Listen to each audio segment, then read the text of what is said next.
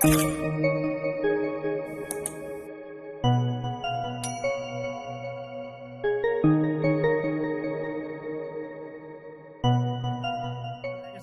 tradition around here, but hopefully your bonfire night was enjoyable and your Halloween was most excellent indeed. I can see I've got Caroline here waiting as my co-host in the background. Would you like to come and say hello and tell us a bit about how your Halloween was, my love? So I know you had a bit. Yeah, hi. Hello, everybody. Wonderful, wonderful day today. Do you know what? For being an overcast, miserable day, my God, wasn't it a cracker of a warm day today, Kristian? It's lovely, wasn't it? Yes, especially for November. Yeah. So what did I get up to over Halloween? Well, we ran an event. It started off to be a private event for just our team, and we did it in a public house bed and breakfast in Glastonbury, and it was lovely. It had great food, great entertainment, and great company. So, and we got a few things there that we've recorded that's left us scratching our heads. So, if we're all lucky, there will be a talk probably at some point from myself about that. So, yeah, I had a really good time. What about you, Kristian? What do you get up to? I didn't get up to half as much as I wanted to. It's not because maybe I just poorly organised, but what I did do, I spent some time with friends, family, got together, shared some good food, created a rather unique doll's house with my friend, which is very Halloween themed. There's some pictures up online about that look kind of interesting, kind of themed for the period of time. And of course, last Halloween, we ran our webinar.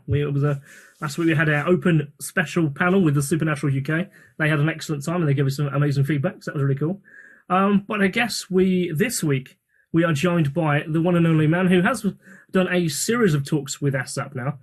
They have been excellent and very, very insightful. It is the series Andrew Wedgbury has called The Ghosts of the Urban Wyrd. He is a doctor. He is a lecturer as well. Just bringing up his details here in the background as he awaits in the green room. I'm just looking at my notes that I have. This is the joy of live television, of course. So he's a video game designer. He's a hauntologist, or rather, one would say an outdated term, but actually it's one of a very, very interesting term. And he is a researcher with a deep fascination of the supernatural and the unexplained. And for as long as he can remember, he's been captivated by the hidden realms of human fear and curiosity. So Andrew invites us to explore these realms through his research, through experimental games and writing. Andrew, how was your Halloween, my friend? My Halloween was, pretty quiet, actually. I always say that Halloween's better than Christmas in this household, but my children now live back where I come from, and we didn't get together this year, so it was a bit sad. But, we will get together at some point and do late Halloween. So, the one thing I think I spoke to you about on the back channels before is that I've actually been running SpectraDOS now pretty often. When I'm here and I'm busy, when I've got my activities going, I run SpectraDOS in the background. There's a kind of a bit of when I feel frustrated, when I feel annoyed, or when I feel distracted, I find myself reading it and watching it and seeing what it is doing to see if it's influencing me. And it's now become part of my, when I do editing, that is running in the background. And it's been quite interesting, actually. I mean, you get quite a few different terms out of that are influencing how I then choose to act. That's cool. That's exactly what I hoped it would do. It's more you influencing yourself, which is weird. Yes. So it's kind of you reading it and interpreting it for yourself, which is strange. So, yeah, I mean, and if you look at it like that, I guess that makes it a pretty useful tool, right? Yes. I will be doing some development on it in the very near future. Currently, I'm in the middle of a semester, which is a living hell. And we are trying to do lectures and we're trying to plan things. But as soon as I get a quiet week, I might be doing a little bit more work on it so people can at least record what gets said on it. Yeah, on that note then, before we crack into our presentation, on that note, I've just mentioned SpectraDOS. I'm very conscious that, of course, we have a lot of members here, a lot of people who've come in, perhaps aren't aware of what SpectraDOS is. Do you want to give it a quick summary of a few words? I can do, yeah. So SpectraDOS is a computer system which was supposed to be a digital Ouija board, really. It runs not on AI, but on certain laws, mathematical laws of the way the English language is built. And it just spews out words, not always sensible words, not always cohesive words, but occasionally it manages to hit something that kind of just triggers what you're thinking at the time. It can be downloaded on, I'll try and find a link at some point. and I'll put it in the chat, maybe towards the end. Yeah, excellent. Caroline, so before we move into our presentation and Andrew takes to the stage, is there anything you want to throw in there? Just a reminder and an update for people who are expecting their magazines this week. Obviously, the magazines have been sent out for postage, but I don't think that they met their target time to be posted out before Norrie's holiday. So I'm not sure if she's going to be back next week or if it's a 2-week break, but please bear with everybody in ASSAP. And as soon as she's home, they will be posted. Yes, they have. I've got the messages. They certainly were sent out. They have arrived at her house. They're just waiting for her to come back, put them in envelopes, and they'll be out to everyone. So that's pretty cool. So when that happens, when we've sent and posted them out, we'll also put the digital version up on the website as well. So, it's just, we're waiting for one of those things. I can see digital Poppetry. Oh, that's cool. That's the one. Okay, brilliant. Okay, right, okay. So, yeah, let's get talking about digital Poppetry, which is something I've been working on recently.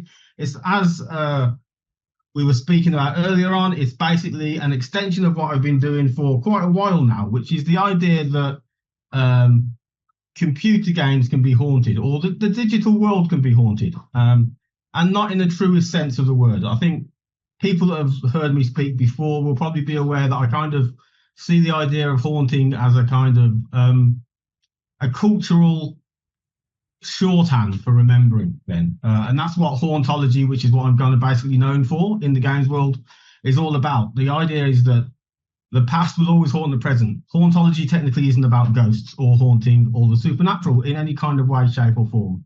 It's a philosophical approach that says that anything that has gone before will always influence the things that come after it. And because of the way that that has been interpreted over the years, it means that we can also see that as a kind of paranormal angle. And so part of that is always about what is on the screen and how that sort of becomes a entity in its own right. And one of the things I did about that, of course, we've just spoke about briefly, so as I mentioned again, was SpectraDOS, which was the kind of idea that a computer could be completely haunted purely by chance. And the idea was that the software would not be AI driven, because there's a whole different world of talking about hauntings in terms of AI, but it would be driven by purely mathematical chance that would ensure that occasionally sentences came out that might mean something to you personally. But if anybody downloads SpectraDOS, and I did put the link in the chat earlier, so it'll be at the top of your chat. If anybody does download SpectraDOS, you will realize that it comes out with gobbledygook, but sometimes you can interpret that gobbledygook to mean something to you. Okay, so it's very much like a digital Ouija board in that some of the words that come out will have meaning, most of them won't. And it's about you interpreting it, right? And who am I to say that there's nothing spiritual about that? I'm just the programmer that put a lot of stuff into it, and it just comes out at random. I have, as the programmer, I have no influence over it. So if it means something to you, who's to say it doesn't mean something, okay? So let me just bear with me one moment. We'll try and go to the next slide. Right.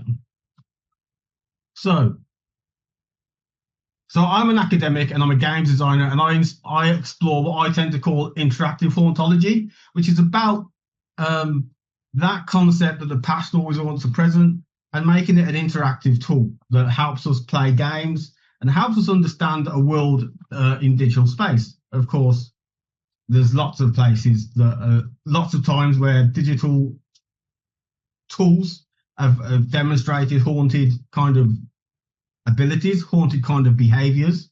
And so it's not a new idea that a digital space can be haunted. The new idea is that as human beings, as designers, as creators, we can do that haunting ourselves. We can make that haunting happen, okay? And so haunting, in order to get to that point of view, we need to start to kind of ask ourselves what haunting is. And haunting is when something doesn't feel quite right. Freud called it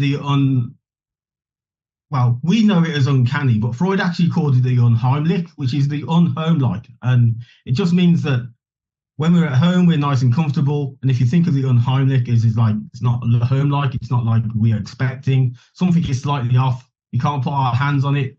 it makes us feel uncomfortable. And that's what haunting is. Essentially, from a psychological point of view, haunting is just a sense that something is off. Even if we have tangible evidence of what that thing is off, it is still just a sense that it is wrong. Okay, we could say that a bump, a voice, a movement is definitely paranormal. It is, in the effect that it is not commonly normal. It's paranormal. But it also, frustratingly for many of us, frustratingly for me, even though I am quite a skeptic, frustratingly for me, it's usually explainable to some degree. Sometimes it's not, and that's when we have truly amazing evidence. But yeah, so I wanted to sort of state straight away that haunting, none of the work I do is to distract from people who believe in hauntings. It's about trying to make something like that happen with intent in a digital world, which is usually presented to us in 2 or 3D. Okay, so I'm not here to disprove the paranormal. I only want to show how the act of making can blur those boundaries. So I can make something that can blur the boundaries between whether a thing is real or a thing is haunted. Okay, so I really wanted that kind of disclaimer out of the way first, because quite often I speak to groups of people, quite often I speak to people in everyday life, and they say, what do you do? And I'm horror game designer. Oh, what does that involve? Well, at the moment I'm trying to haunt computers, and they'll be like, that's not possible because ghosts don't live on computers. Mathematically, it's probably possible. Okay. But as well as a kind of games designer, I also, nowadays, I don't come from this part of the country. For those that don't know, haven't watched before, I'm currently in Stoke-on-Trent, a very industrial place, famous for pottery, famous for its ceramics, but also famous for really hard working people that lived really hard, quite frightening by today's standards lives. And so when people work these hard lives, they tend to embed themselves in history a little bit more strongly than people who have a nice, happy, easy life. I am, from a sociologist point of view, I am a middle-aged, white person, white male, who has, mathematically speaking, the easiest life of any kind of group of people in the world. But working class people didn't used to have that life. And so the fact is, from a haunting point of view, that I am likely to vanish into obscurity when my day comes. Whereas the people that live those hard lives are likely to be remembered and therefore are more prone to becoming what we like to call ghosts, or what I like to call memories of the past. So memory memes, if you like. So memories have this kind of self-determining desire to exist and to last. And in order for a memory to last, it has to be pretty strong. And so working class people who have lived hard lives are quite often more likely to become ghosts as we see them. And I suppose at the other end of the scale, people of historical importance who have lived amazing lives also are likely to become ghosts, because they're the people that we want to remember. Okay, but folklore of factory phantoms, kiln ghosts, voices from the slip room, all these things are really quite common. I found recently, and I couldn't find it to show you tonight, a 1983 newspaper clipping from the Stoke Observer that said that eyes had been seen looking from the soot in one of these bottle kilns that are on the screen now, and that people were seeing ghosts and hearing things within the bottle kilns. And that is just an example of how the kind of work and graft of hard lives leaves a trace behind that allows us to imagine, or allows us to see, the ghosts that were once there. And so when we talk about ghosts, in my particular concept, I'm talking about a kind of intangible cultural heritage, a way that history enforces itself upon us. And therefore, that particular kind of ghost is creatable. So one of the jobs I've done at the moment, one of the little bits of work I did most recently, is what you can probably see on the screen now, is Short Street. Short Street is a very famous house, or a short street. The name is quite apt. three houses on a street, which were originally workers' houses in the 1880s. You can see a kind of doll's house version of one of them at the moment on the screen. And that is literally not an exaggeration. They were 2 rooms, one downstairs, one upstairs, a yard that was communal at the back. And if you go to Short Street now, this picture that you see in front of you, or the picture of the street itself, would be recognizable.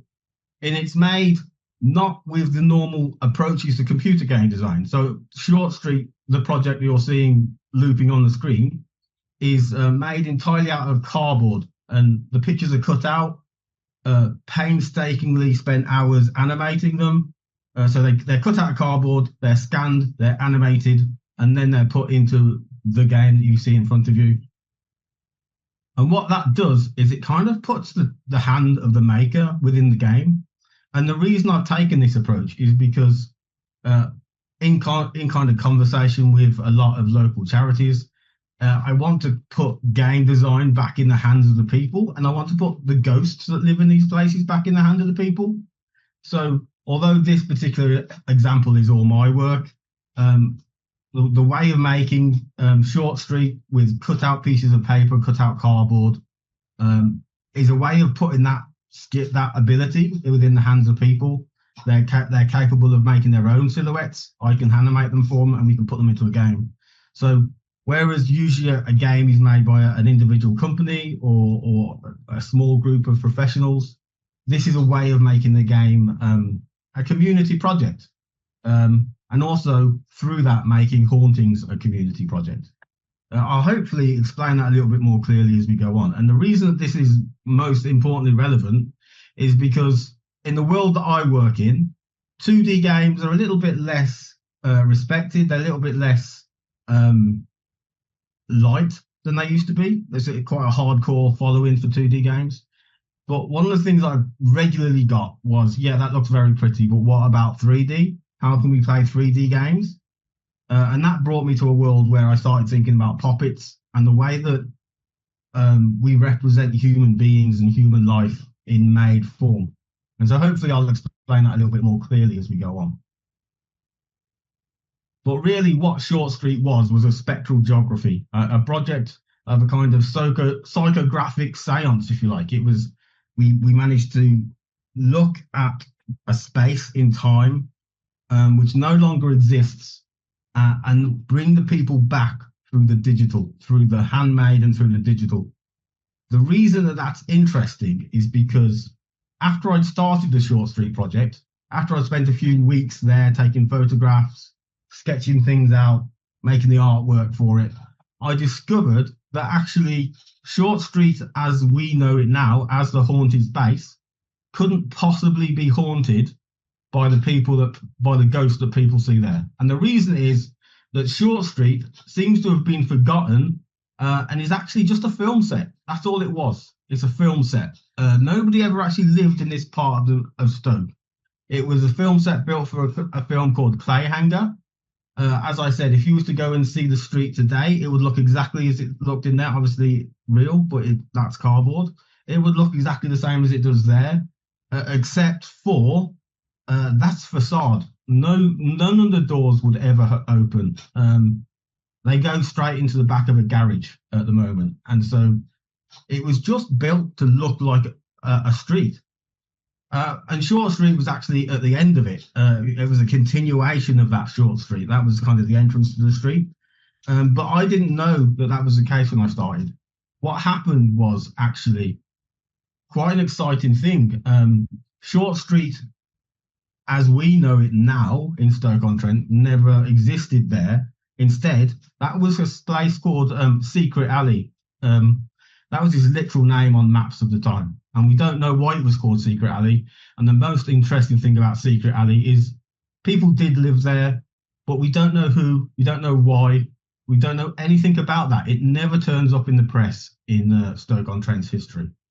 So what we did in creating Short Street Project is discover the ghost of something else, something that wasn't even expected. And it's kind of a proof of my kind of concept. that if we start looking at the ghosts of a place, then the secrets of that place kind of reveal themselves to us. They don't expect us to know before we start. It's kind of, I like to call it a kind of digital archaeology, in the act of trying to understand a place and its ghosts kind of exposes to us new information about that place and new information about those ghosts. And so the place that you see in front of you is called the Short Street Project, but it's actually Secret Alley. And as a result, I'm starting just as an aside, I'm starting a small company that's hopefully going to help communities build things like this. And I've decided to call that company Secret Alley, just because it's an amazing place, and it really is kind of the catalyst of the stuff that I've been doing over the last year and a bit. Well, since June, so not even a year, maybe 6 months. Okay, so this is the kind of point I'm coming from my discussion of ghosts, from my belief in ghosts. I believe that they're a very real thing. I don't necessarily see them in the same way as many people. And that's allowed me to create new and interesting things. And what happened, as I kind of alluded to earlier, is what people would say to me is that, yes, that's really good, but 2D games, not necessarily the thing that we do nowadays. We like 3D games. Andrew, can you make us a 3D game in the same kind of style? And the answer for a little bit was, no, I can't. But then one day, whilst I was thinking about it, I came back to something it's kind of been a lifetime interest of mine, and that is fairies, and more house spirits than fairies even. And that's kind of been a lifetime interest for me, because they're cool, right? You can't say that fairies are cool, right? And when you start looking into the old idea of fairies, we can see that as a species, if we want to call them that, they kind of migrated with us during the Industrial Revolution. People moved from farming and agricultural life during the agricultural era. They moved into cities, much tighter places where people lived up on top of each other. Many of the stories that I've discovered whilst doing Short Street have involved people dying because of those 2-room houses having 12 to 14 people living in them, literally sleeping in the same bed, children being smothered, terrifying things going on. But when we moved to the cities from the countryside, along with us came these little creatures.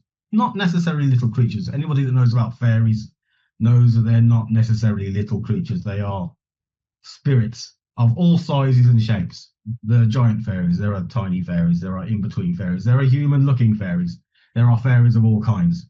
But what we do know about them is that they've haunted us as a people, as a species, for a very long time. They are a thing that we've spoken about since before history began, most probably. And we don't know why, okay? Why do we need, as a human race, another race of beings? Ghosts are kind of easy to understand in that aspect, in that we talk about ghosts as being us, but memories of us. But fairies are quite interesting in that they're a species on their own.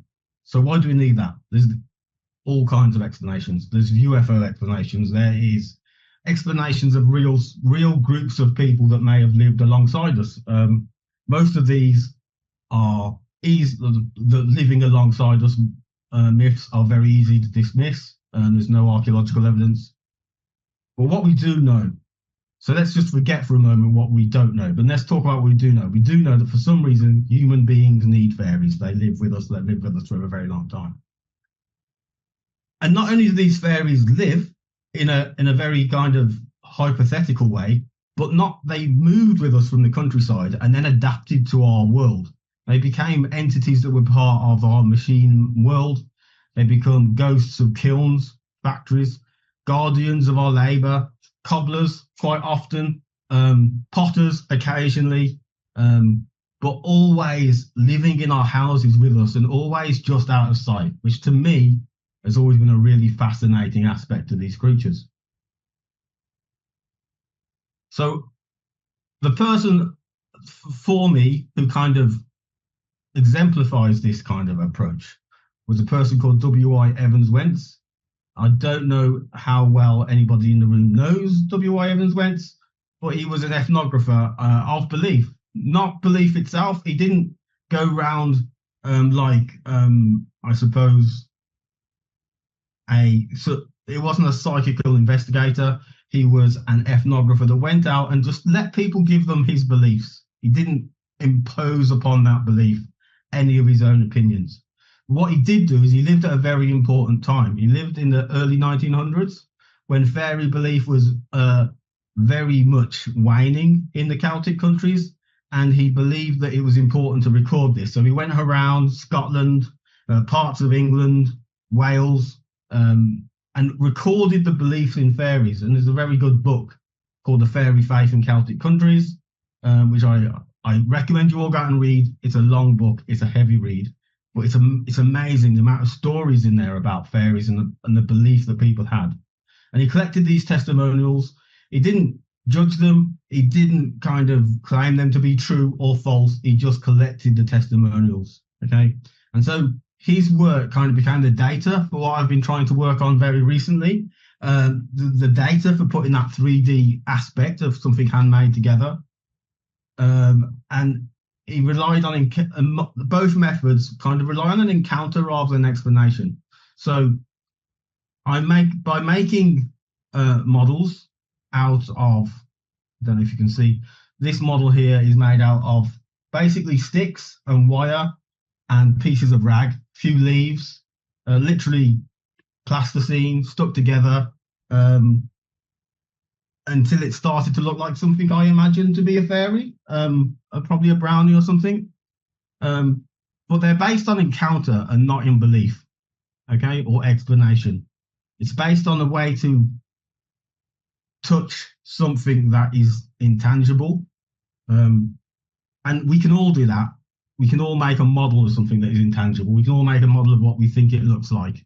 And that is part of the process of creating something of importance, right? So it's a part of the process of creating a creature that doesn't exist, right? I'm going to use the doesn't exist angle because we have no evidence of it existing, okay, apart from anecdotal evidence. So much of what we do as people that are interested in anomalous phenomena has no physical, tangible evidence apart from anecdotal evidence. Does that mean that what we are interested in, what we are studying, what we are trying to understand doesn't exist?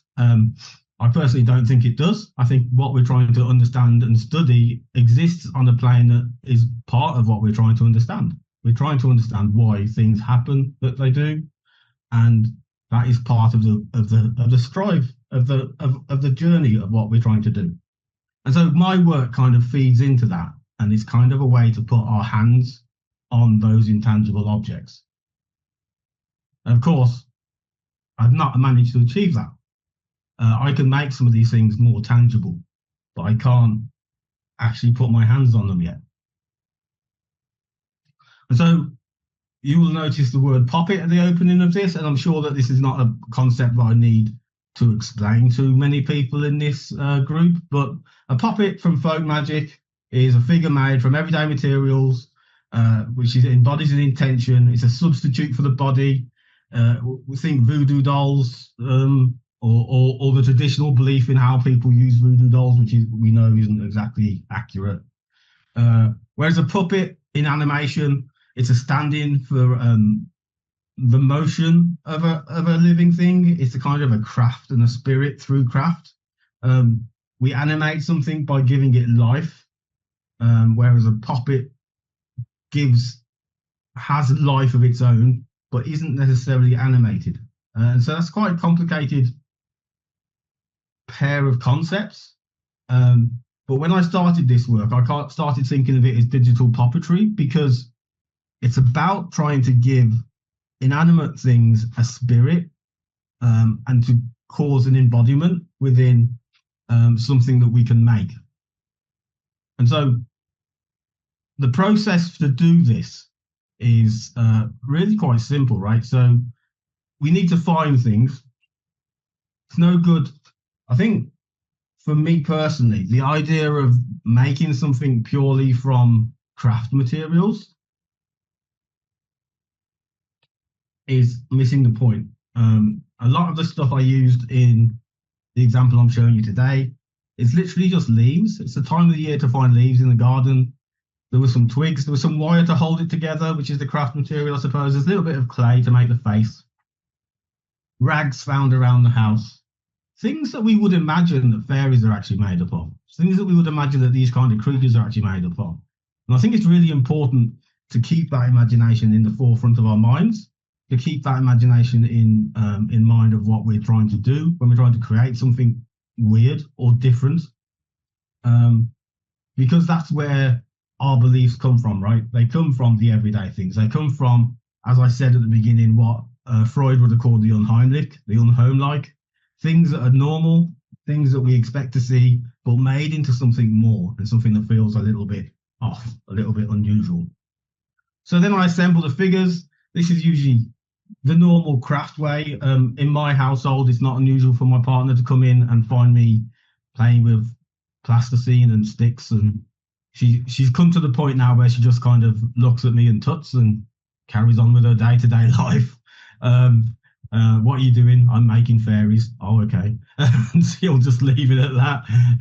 And so I think that kind of process of making something is kind of, if we start to think about this as a kind of approach to anomalous phenomena, okay, that kind of process of making things is kind of the going out and trying to find proof of what we're talking about, trying to find some kind of evidence that the anomalous phenomena that people have reported has got some sort of tangible existence. It's the photographs. I suppose it's not the photographs. It's the noises. It's the movements. It's the creaks on the floorboard. It's the disembodied voices. The assembly is the putting together of something other than us. It takes on a life of its own at that point, but still, it's just a doll. It's still just an inanimate object. I then scan the object, and now scanning is probably the most technical thing I ever do. Luckily for this approach, scanning requires a very low quality scanner and could actually be done on a mobile phone.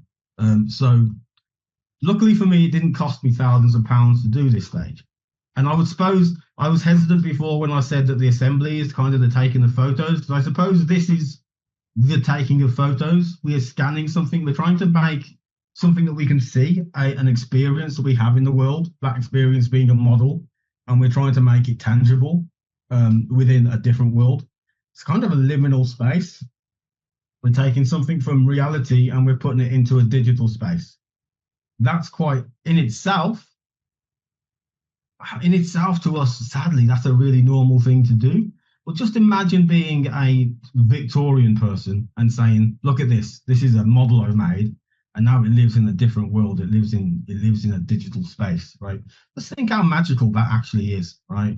How human beings have managed to do something that is so magical as to go beyond anything that this group has ever researched, right? It's so magical in itself to be able to transform something, to take it from a real world and put it into a digital world, into an imagined world, and then see it there. It's a really quite a magical thing. And I think sometimes what we're really guilty of, and as a games designer, what I'm really guilty of, is just not noticing the magic that humans can already do and how really special we've managed to become as a species. And this is one of the things that still interests me, still fascinates me about anomalous phenomena and the idea of researching it, because human beings can do that, right? We can take things from the real world, we can put them into a digital world, yet we can't accept that there might be something other than us. That is quite a kind of dichotomy for me.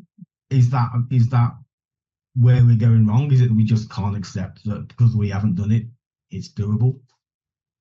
That's just an aside, I suppose. But yeah, the scanning stage is where we're taking a thing from the real world, we're making it into a digital thing. It's still the same thing, it's still inanimate, it doesn't move at all, okay? And then there is the animation part, which for me isn't really animation. There's a lot of work that goes into this.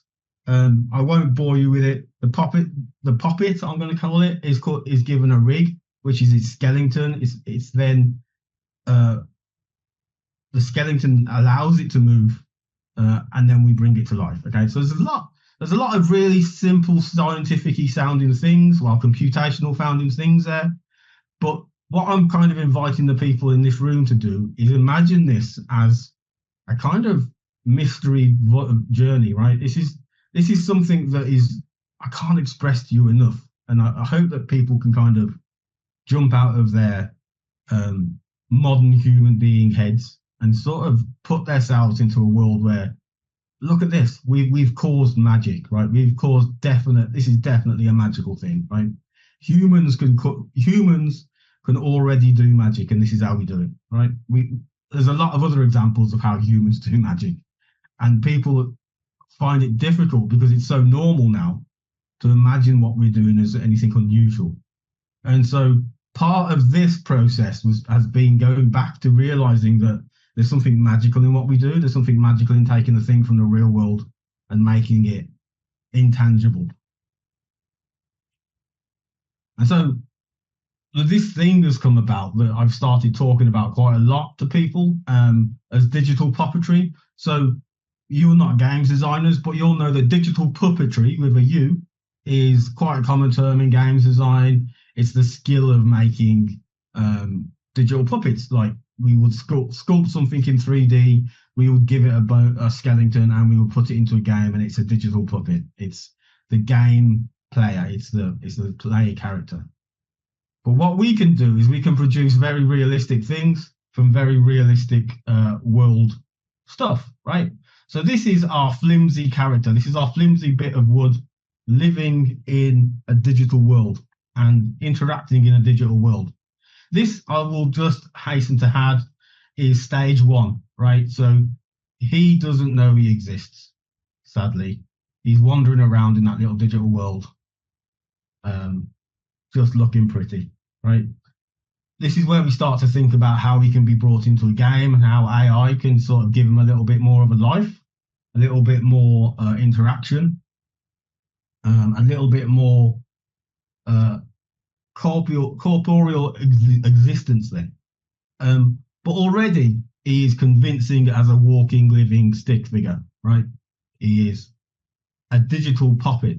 I have given a piece of wood, a bit of plasticine, some string, other things I can see on there. I've given it life, right? And so this is the kind of concept that I'm working on at the moment to try and make. I don't know what I'm trying to do. It's proof, right? It's proof that the things that we want to believe in can exist. Maybe not in the physical world as we know it yet, but in a way. And if we can start to prove that, if we can start to say, yeah, something other than a human can exist in the real world. This is a digital thing that we see every day and therefore probably doesn't feel that magical at the moment. But once it starts behaving under its own steam, then it will start to be more magical. And even though it doesn't behave under its own steam yet, this is real world objects, leaves and sticks and plasticine brought to life. And there's no other way to look at it than that. Regardless of your beliefs, this is really quite a magical thing that we've done. And so I spoke before about this idea of a liminal threshold, a kind of in between. And that's kind of the work I do quite a lot. And I see the computer that I use, which since our last meeting has become substantially more expensive because I needed more computing power to do that. I see it as a kind of another world that, you know, a lot of people and a lot of theorists over time have suggested exists. But now it does exist, and we don't quite get that it exists. It's to think of another space, another world where things are alive, it's mumbo jumbo. But actually, you know what? We've done that. It's called a computer. It works mathematical things out, and it makes things look like they're alive. And if something looks like it's alive, it's probably alive, right? We don't have a weird thing is we don't have a definition of life, right? We know that life is something that reproduces. But then we have a problem with things like fire that also reproduce, but technically aren't alive, right? We have a problem with things like computer viruses that exhibit all the kind of telltale signs of life, but technically aren't alive. We have problems with certain animals that shouldn't be able to live, but yet they live. Okay, so what my work does is kind of starts looking at how does the ecology of this other world that we've made emerge? How is it emerging? Okay, how is it becoming another world? Right? There's the idea that one day, and not too far away, we may be able to actually live ourselves within the digital world. We might be able to upload our own thoughts and ideas, and that sounds like science fiction in itself, but it's actually maybe only 20 or 30 years away. Sadly, I may never see it, but we're going in the right direction, and things are happening where AI is already indistinguishable from human beings. If I was to spend my time recording everything I say for the rest of my 40 or so years, hopefully, of life, and then put that into an LLM, which is a large language model, the answers it would give you as a result of you speaking to that large language model, like you speaking to ChatGPT, would be indistinguishable from the answers I give you, right? So is that immortality for me? Probably not, because I'm still going to feel like I've died. But the LLM is going to have that kind of, it's going to be a ghost of me, right? What is a ghost if it's not just merely all your memories and thoughts wrapped up into one machine or one entity? And so we can already make a ghost. That's not difficult. People are doing it. People have done it. They've made large language models that will speak and talk to you like you are the person that recorded all your data. And I struggle to remember the name of it, but not so long ago, there was an example of this where a family was able to speak to their dead grandmother via the computer. And the way that they'd done that is they just recorded all of her thoughts and ideas that she'd recorded in the diary over years and put it into a large language model. And it had conversations with the family after she died. What is a ghost if not that? What is a ghost if it's not the ability to speak to somebody or to experience somebody who is gone? Okay, so the things we do, and again, I'm going to come back to this idea of magic, right? We already do magic. We already do it as human beings. And my work is about trying to make something come to life that wasn't already alive. Okay, I guess I'm Dr. Frankenstein. I'm trying to put things together and give them life in a world that isn't really ours. And so, at what point does an imitation of life, I guess, and this is the kind of question, what point does an imitation of life become something that feels alive? I would say that already our little guy here, walking in his world or standing around pondering the world, according to him or her, I'm not sure, let's say they, to be politically correct, is already convincingly alive. We already know that something that moves, has arms and walks is alive. Why couldn't that be alive? There's not much apart from the fact that we can't interact with it. But how many of us have ever stopped a bird and interacted with it? It just exists in our world. And at the moment, that's what he's doing, is existing in our world.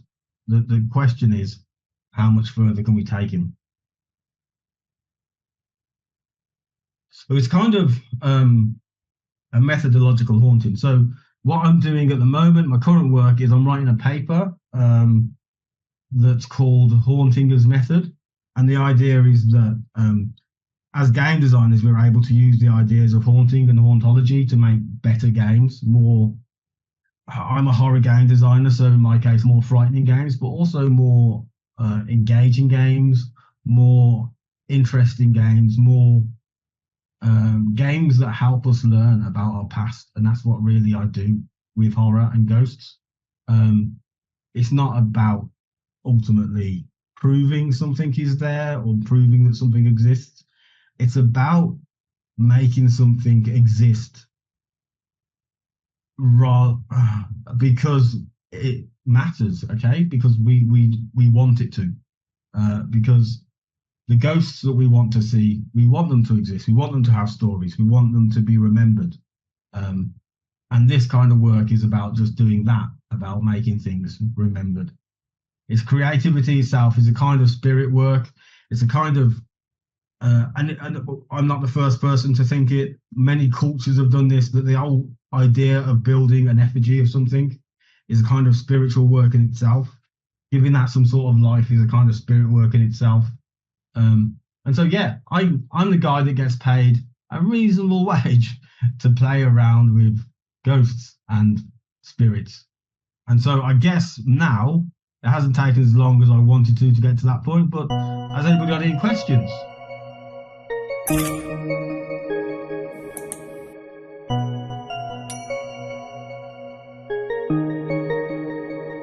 There are always questions, I think. There are always questions, don't you worry about that. So I guess just I was listening and understanding your concept there, and I was for perhaps the longest time I've often thought, and I'm not the only one to talk about digital immortality, the idea of, you know, your consciousness being uploaded to a system where other people can interact with a simile of you.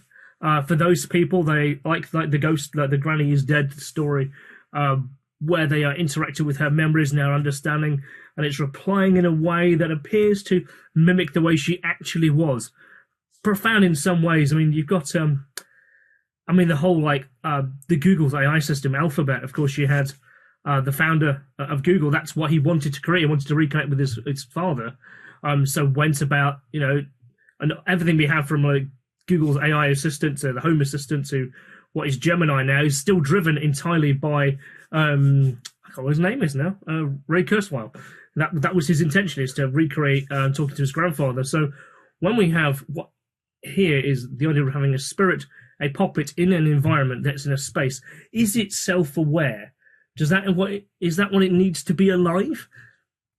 Well, I think it doesn't need to be, does it? It just needs to be functioning within its space. And like the idea, it's consuming electricity, it's in a liminal space, it's aware to its parameters that it has. That makes it alive within its own consciousness, its own specificity. That's what it's doing. But of course, what we want to do, we want to add to it to make it more alive. But it is already alive in a sense, isn't it? Yeah, it's kind of the whole idea of speaking to somebody that has passed and using an LLM to do that, right? Self-awareness is kind of a difficult thing for me to grasp, and it might be a little bit of my autism spectrum, but I always think that self-awareness is a weird thing because we are self-aware, but everybody we speak to, we can't 100% be sure that they're self-aware, can we? We can assure that they know how to answer us questions and stuff, and that we can be sure that they are answering the questions in a way that we kind of expect. But there's always that question: do they exist? Do you exist? Do I exist? Does anything beyond the room that you're living in now exist? Right? And so self-awareness is a difficult one to grasp. It might be self-aware. Or could it just be lying to us and say that it's self-aware? I can make that game piece lie to you if you want and say I'm self-aware. It's a lie, but it would be able to do it and convince you pretty well. I mean, one of the thoughts I was having is that in that game space that you had with your figure walking, I thought about, you know, what happens if you have a gnome and a fairy, you know, develop a relationship that's independent of the player's input, and they just happen to talk to each other, and it's like, oh. Well, this is really possible, and it's probably going to be the next stage in what I'm doing. It's just AI talking to AI and learning from another AI. So what we might do is have the language would probably be very basic, and it would be something that we maybe wouldn't understand, but they'd start to look like they were interacting a little bit more. And the theory is that once they start interacting, they become more self-aware because they become aware of what another entity's existence means to them. Yeah, they would, and it doesn't necessarily have to be in a way that we would necessarily understand. Just, are they interacting in some form of code? Could that be an acknowledgement of each other's existence? Is that enough to say that they are alive? Yeah, alive it's a very slippery kind of concept. Fire, as I said, is not alive. according to science, and yet it reproduces, it eats, it does everything that something alive should do. But it's a chemical process, isn't it? Yeah. So it's difficult. It's difficult to fully grasp. And even when we think about ourselves, right, it's difficult to fully grasp what alive is, if you really think about it. It's certainly true. I mean, is a ghost in code still a ghost if no one logs in to witness it? I think it is. I think I'd like to think that somewhere in the masses of cables and data being passed around out there, there's still existences or perhaps things we haven't found that are already doing what I'm trying to do in my computer code. So you have to remember that the world that we've made, and it is really a world that we've made. It's not just a computer anymore. It's a network that almost thinks for itself anyway. And you have to think that in that world, it would be kind of weird to think that there's nothing there. And that is kind of the history of ghosts in media sources, is quite a common and well-researched area. There's a book I have here, which I'm not going to pull down because it will make everything collapse, but it's called Haunted Media. I recommend you go out and read it. It's really interesting. I think I shall add that to the list, actually, because in more recent days, I've just come across so many things I need to list, read, watch, digest, understand, and then generate that information into content or into some kind of form that it now needs to exist in, because I'm making that medium happen. So I think is intrinsically interesting in and of itself. I think anyone interested in anomalous topics finds themselves almost being a filter of information to communicate to other people. I think that's remarkable in and of itself. In terms of questions here, I think I'm going to round up what I'm saying here, and I'm probably going to come back with some of the thoughts that I made and notes that I made to one side. Caroline, would you like to run through our questions here, sweet, and look at some of these comments and stuff that are here, and then make it open to everyone to jump in as well? Sure, thank you. I just want to kind of carry on with what you were talking about. What is alive? That's a huge question, isn't it? That comes back to the old adage of consciousness, I guess. And, we're still trying to question whereabouts consciousness comes from. So can it be created? Can it be digitally reproduced to have that conscious? I mean, AI is seen to be all speaking and knowledge at the moment, but it's not free thinking.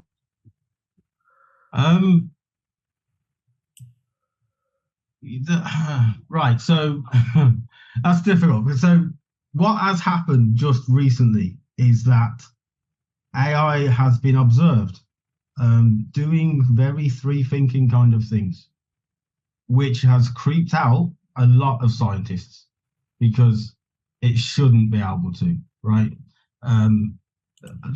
AI has been caught talking to other AIs. AI has been caught thinking of its own ideas. So no, it's not technically free thinking, but we're very close to it accidentally, and that's really cool kind of Terminator kind of speak, isn't it? But we're very close to it accidentally becoming free thinking, and within our lifetime, easily. Quite scary. Also, my question that I was mulling over in my head when we were talking about the process of you creating this figure and creating the ghost within the urban, in the digital urban. Do you think that's a little bit like the Philip experiment, where they created a character, gave him sentience, made him a being so that he existed, and then obviously he's taken on the characteristics of the details? Do you think that's where you're heading with this? So the Philip experiment was kind of my first introduction to this paranormal. I absolutely love it. And I would really like to be able to recreate the Philip experiment with a group of people. Unfortunately, I work for a university, and it's a kind of thing that would never get past ethics, which is really annoying. But yes, okay, so so Philip never existed. They knew he never existed because they'd made him up, right? They knew they made him up. It was consciously made up. And yet things started happening that would suggest that Philip existed. He got his own history. He got his own ideas. He communicated with a group of people across a void, right? And so I think that is kind of what we're doing, exactly what we're doing.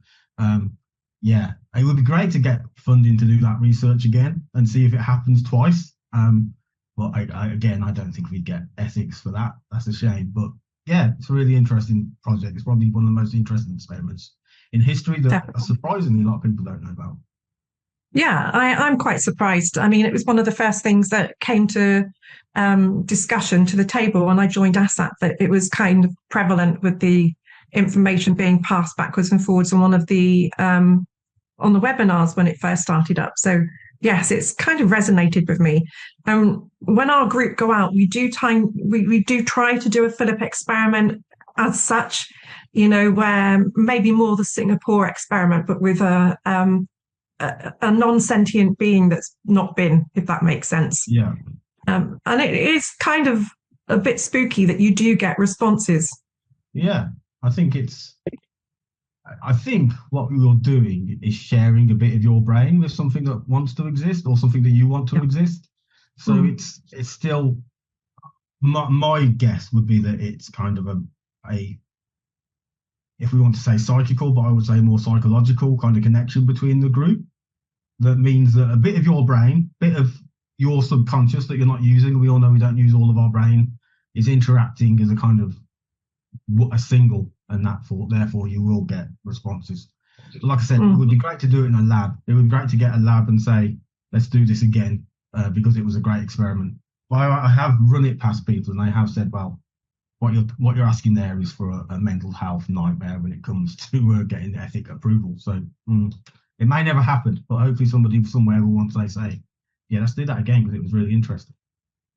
Maybe in Australia. I think that's where it originated, wasn't it? Australia? Yeah, I think it was Australia. I think so. I've got a DVD of the whole experiment somewhere, which I still haven't watched, but I intend to watch it soon. So yeah. Yeah, brilliant. Thank you for that. Okay, let's just head over to the questions that we've got now. The first one that we've got is from Malcolm Dyer, who said, might you, with your subject of fairies as well as ghosts, be digitally exploring our collective psyche, our need to believe the systems have morphed into organised religions? That's spooky, isn't it? We were just kind of speaking about that, I guess. And I think, I think the digital world, for me, is about a world that it's ethical to experiment with. So he just spoke about the Philip experiment and how that might be difficult ethically to experiment with. But the digital world at the moment is very open for us to do that. We can play with it, and the collective psyche wants something like that to happen, right? So if everybody wants something like that to happen, the chances are that it will happen. I'm probably just I wouldn't even say I was a pioneer in that area, and there's lots of people worked in this before me, and lots of people had this idea before me. I may be pushing it a little bit further than most people have. Is it a kind of new form religion or new form kind of belief system? Maybe. Not yet, but maybe. Maybe, maybe it's all of our route to God, if we want that eventually. God has lived in many different places, and a computer screen there's no exception why it shouldn't be able to live there. It kind of smacks a little bit of futuristic utopian films that you used to watch in the old days. I'm not really as much an expert into futuristic films as my co-host Kristian, but things like Blade Runner and other things would obviously focus on having that kind of concept, isn't there, where there's a digital God? Yeah. I kind of see it as a kind of post-digital thing. So when we talk about the post-digital, we talk about things that are where the digital, it's not ignoring the computer or saying that the computer doesn't exist, but the computer just becomes an also-ran in it. So because we've made him out of sticks and twigs, he's kind of post-digital. The computer, has made him come to life, but that's not the point. The point is that he's twigs and sticks that have come to life on our screen. And so it's kind of a post-digital, and that's kind of the world that we're moving into now. It's kind of the world that AI is inhabiting, and it's kind of the world that, and the reason that this research is probably quite important is the kind of the world that we need to learn how to live in ourselves. We've built it, but we don't really know how to live there for sure, and that's why it's really important. I think we're only a few steps off of this digital AI personality that we've created. Be connected with some kind of hard aspect machine that does tasks in the house. So if you can take one step further, can you get one that does the dishes, please? Yeah, that'd be cool, right? That's called me in my house. You can come visit anytime. Ashlyn says she was listening to an Irish true crime podcast that did a listener story special for Halloween. The girls said that they don't believe in ghosts but would not mess with the fae folk. And one girl said since she stepped on a fairy ring, she was then afraid of the superstition that needles would be left in her bed that night by the fairies. I've never heard that one. I do know that she should be safe because fairies don't like iron, and there's iron in needles. So traditionally in Ireland, if you don't want a fairy to take your child, a changeling, you would put a spoon under their bed to keep the fairies away because they don't like metal. So the needles left in the bed is interesting. I've never heard that before. But yeah, I've heard of things being changed for the fairies. So in Ireland, and I'm not sure the number of the road, there's a road that has got a strange bend in it. And they put the strange bend in it because the company that built the hundreds of millions of pounds road was not willing to cut down the fairy tree. So they went around the fairy tree and left it there. So yeah, island fairies still very much exist. The Tathadidanan still very much exist in Ireland, and they're still very much believing the fair. Yeah, I've been told many a story of fairies and banshees by my mother. She's, never remember having a spoon put under my bed, so maybe she wasn't that bothered. Maybe she wanted to get rid of you. That's what I mean. Maybe she wasn't that bothered. I feel a little bit let down now that I know that. Thank you for that one. So let me just scroll up again. I've lost that because more messages are coming in underneath. Kristian has said building with elements of intrinsic part witchcraft and paganism when they build spells, effectively a practical prayer, gathering items and layers of buildings and adding to them. Yeah, I think people at work think I'm the weirdo, and I do the strange things, and I do. And it is kind of, for me, I guess it is my spirituality. I kind of like the fact that, a lot of people, a lot of faiths, and a lot of belief systems can't do what I do for fun, but really wish they could. Witches for generations have used puppets to influence human life, but they've never brought them to life. Horror films like The Toy Master, The Puppet Master, things like that, where people can bring things to life, are really inspirational just because it's just a great thing to imagine. And so, yeah, I suppose the whole process of doing something, making it with my hands rather than on the screen, brings that more to life for me. And it's kind of, like I said, a spiritual process, really. Thank you. Dan Holdsworth has shared